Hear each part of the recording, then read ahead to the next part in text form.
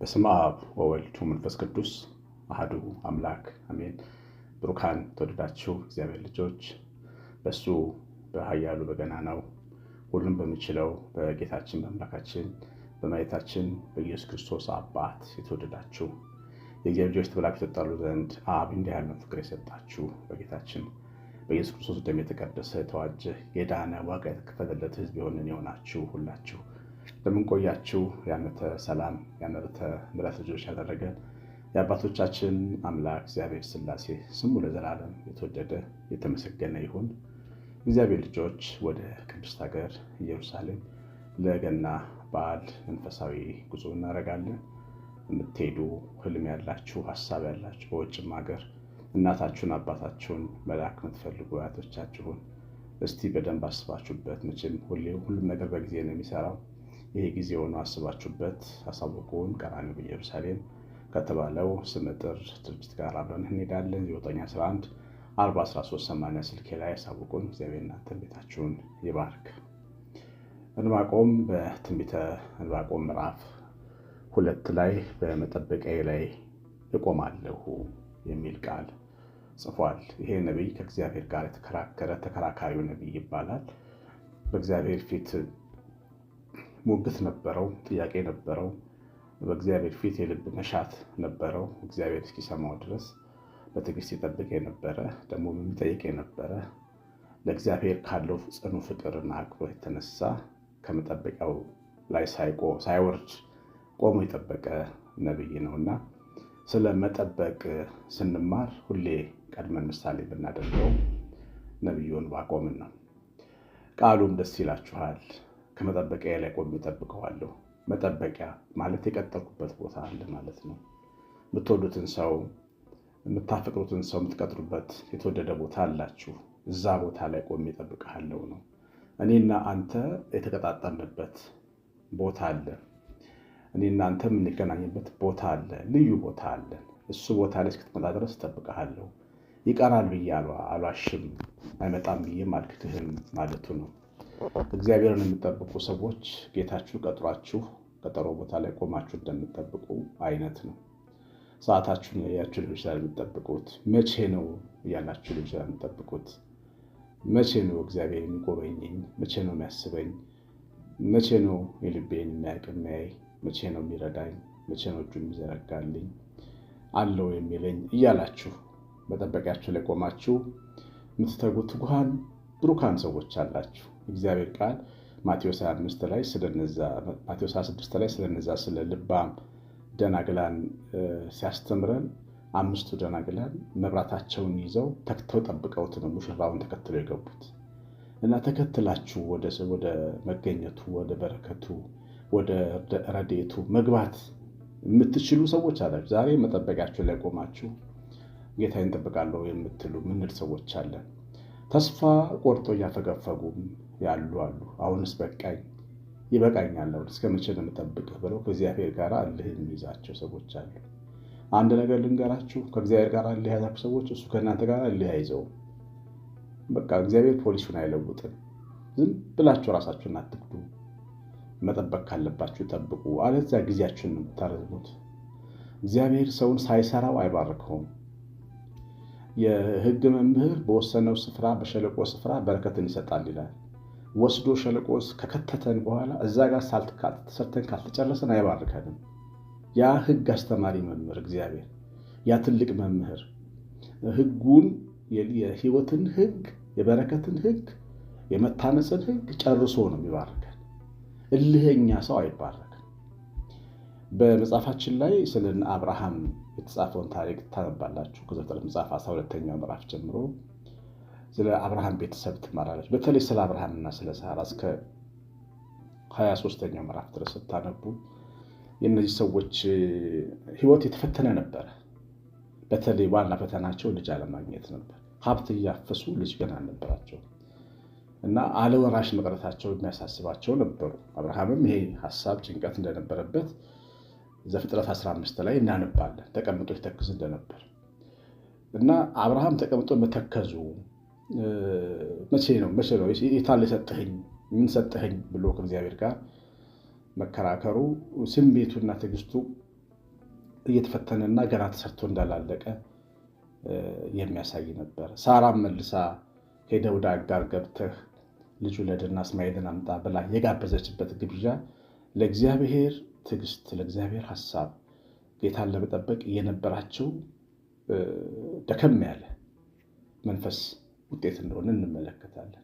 አብርሃምና ሳራ እግዚአብሔርን የሚያምኑ እሱም ብለው የወጡ ታማኝ የእምነት ሰዎች ቢሆኑም በአንዳንድ ጉዳዮቻቸው ግን በጣም የተፈተኑ ሰዎች ነበሩና ስለዚህ የአብርሃምና የሳራ ልጅ ማቀፍ 25 ዓመት ለመቆየት ተገደደ።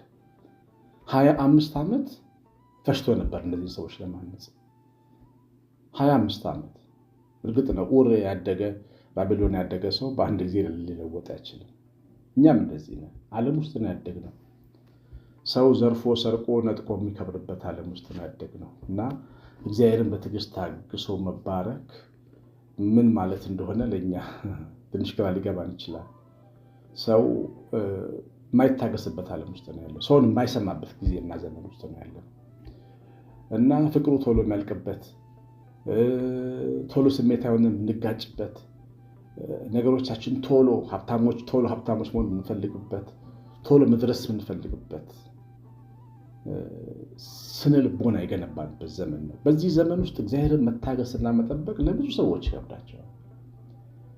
ይሄ እግዚአብሔርን የመጠበቅ ስሜታችን በከበደን ቁጥር እግዚአብሔር ለእኛ የሚሰጠውን ያንን መታነጽና በረከት ያዘገየዋል። ከእግዚአብሔር ጋር እልህ እንዳትገቡ ቅድም ብያለሁ። እልህ እንዳይዛችሁ የሚለው እልሁ 1 ዓመት ወደፊት ያንን ነገር ያራዝመዋል። ሰው በእልህና በኃይል ከእግዚአብሔር ጋር ታግሎ የሚቀበለውና የሚወስደው ነገር በታሪክ የለም ሆኖም አያውቅም።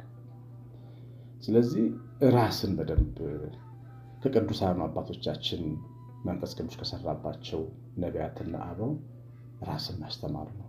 መጠበቂያ ላይ ቆሜ እጠብቅሃለሁ ማለት ነው። እኛ ብንቸኩል ሮጠን የምናመጣው እስማኤልን ነው። እስማኤል ደግሞ የአብርሃምና የሳራ ጭቅጭቅ፣ የጥልና የክርክር ምክንያት ነበር።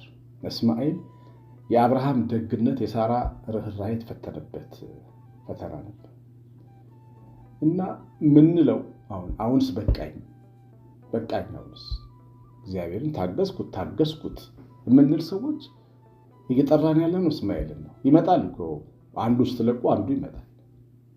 እግዚአብሔርን ስትለቁ የሚመጣ ደግሞ ሌላ አለ። ምክንያቱም እኛ በሁለት መናፍስት ቁጥጥር ስር ነን። አንዱ መንፈስ ቅዱስ ነው። መንፈስ ቅዱስን ስንለቅ አንዱ ያኛው መንፈስ ይመጣል ማለት ነው እና መምጣቱ ላይ ቀር የምንፈልገውን ነገር በትዕግስት ተቀብለን የሚሻለውን መውሰድ አይሻልም? በጣም ብዙ የምትጠብቁ ሰዎች አላችሁ። በብዙ ጉዳዮቻችሁ ላይ ጥበቃ ላይ ያላችሁ፣ ጸሎት ቤታችሁ ዘወትር የምታነሱት ጉዳይ ያላችሁ፣ ቤተክርስቲያን ላይ ተከናንባችሁ የምታለቅሱበት ጉዳይ ያላችሁ፣ በእምነት የጮኻችሁ ያላችሁት ጩኸት ከኔ ጀምሮ ብዙ ነገር አለ። እግዚአብሔርን የምንጠብቅበት ቀላል አይደለም። እግዚአብሔርን መጠበቅ፣ አምኖ መጠበቅ። እግዚአብሔርን መጠበቅ እምነት ይፈልጋል። ይመጣል፣ ይደርሳል፣ ይሰማል ማለት ይፈልጋል። ዓለም ሁላችን በዓለም ያለን ሰዎች ጌታ ኢየሱስ ክርስቶስን ይመጣል ብለን በተስፋ እየጠበቅ ነው አይደለም? ስለዘገየ አይቀርም፣ ስለዘገየ ይቀራል ብለን እናስባለን። ጌታ የተስፋው ቃል ስለዘገየ፣ የምጽአቱ ቀን ስለቆየ በቃ ኢየሱስ ክርስቶስ አይመጣም ሌላ አምላክ ላምልክ እንላለን አንልም። ህይወታችን ላይም እንደዚህ ነው። እግዚአብሔር ልጅ እና በዚህ ዓመት የእግዚአብሔር ጥበቃ ጉብኝት ቶሎ እንዲመጣ፣ ለምሳሌ 40 ዓመት መጠበቅ የሚገባው አንድ ሰው በ4 ዓመት ወይም በ4 ወር ጉዳዩ ከእናንተ ጋር ሊያልቅ ይችላል። ምን መሰላችሁ ግን ዋናው ነገር እኔ ሌላ ምንም ተስፋ የለኝም ደግሞም አልተውህም ካልባረከኝ አለቅም ብሎ ሙጭጭ ማለት ነው። እግዚአብሔር ላይ እንደ ሰው ቤት ውስጥ እንደምናደርገው በእልህ፣ በንዴት፣ በቁጣ፣ በማስፈራራት እግዚአብሔርን ለማሸነፍ ምንሞክር ሰዎች አደብ እንግዛ፣ ጊዜያችንን አናቃጥል።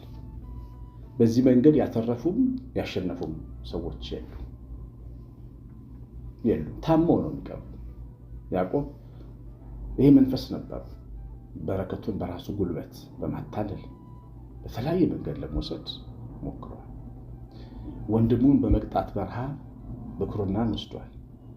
የሄደበት መንገድ የጭካኔ መንገድ ነበር። ምንድን ነው ግን እግዚአብሔር ያደርገው? ሽሉዳውን ነክቶ አሳመመው ነው የሚለው። የምንታገለው ለበረከት እንዲሆን ከእግዚአብሔር ጋር ከሆነ በእልህና በጉልበት የምንታገል ከሆነ አንችለውም፣ አንክሰን የምንመለስ።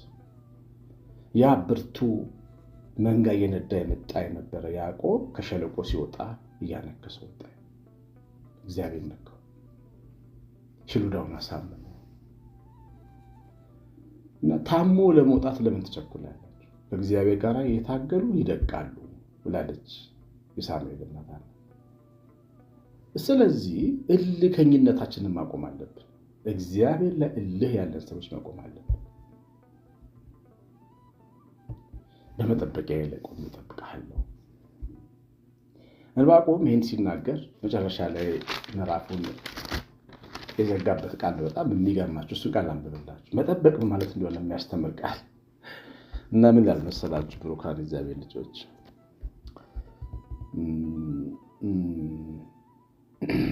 17 ዕንባቆም 3:17 ላይ የመከራን ቀን ዝም ብዬ እጠብቃለሁ፣ ምንም እንኳ በለስ ባታፈራ በወይን ሐረግ ፍሬ ባይገኝ የወይራ ስራ ቢጎድል እርሾች መብልን ባይሰጡ በጎች ከበረት ቢጠፉ ላሞች በጋጣ ውስጥ ባይገኙ እኔ ግን በእግዚአብሔር ደስ ይለኛል፣ በመድኃኒቴ አምላክ ሐሴት አደርጋለሁ።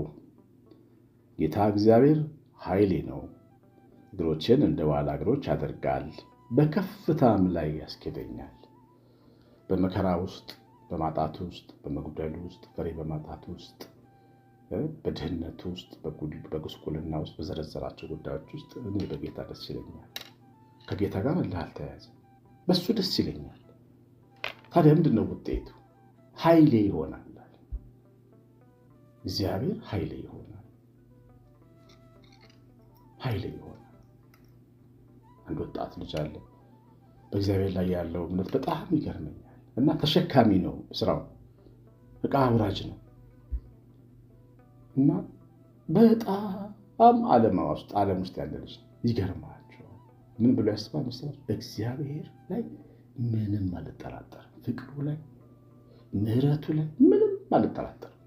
እኔ ከራሴ ከአእምሮዬ በላይ እግዚአብሔርን አምነዋለሁ። ምንም አይነት ኃጢአት እንኳን ብሰራ ተስፋ አልቆርጥም።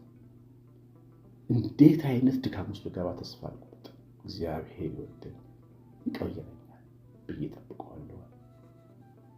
እንዲህ አይነት እምነት ኃይል ይሰጣል። እግዚአብሔር ኃይል ይሆነኛል። እግሮችን እንደ ዋላ እግሮች ያጠነክራል፣ እንድቆም ያግዘኛል። ደግሜ በጠላቶቼ ፊት እንድቆም ያግዘኛል። ባሳፈሩኝ ፊት በክብር እንድቆም ያግዘኛል። ባሸማቀቁኝ ፊት በኩራት እንድቆም ያግዘኛል። አያችሁ፣ በከፍታም ላይ ያስኬደኛል። ዝቅ ብዬ አልቀርም። የጠበቀ ከፍ ይላል ማለት ነው። በከፍታም ላይ ያስኬደኛል። መጠበቅን እንደ ውርደት የምናይ ሰዎች ምናልባት ሰው ደጅ መጥናት እንደዛ ሊሆን ይችላል። እግዚአብሔር ግን ጠብቀው የተዋረዱ ሰዎች የሉ። ይሄ ዓለም ሕግ እንዲህ አይልም። የእምነት ግን ሕግ ሐሳብ ግን ይሄ ነው። እግዚአብሔርን የምትጠብቁበት ጉዳያችሁ ላይ በርቱ እንጂ ተስፋ እንዳትቆርጡ።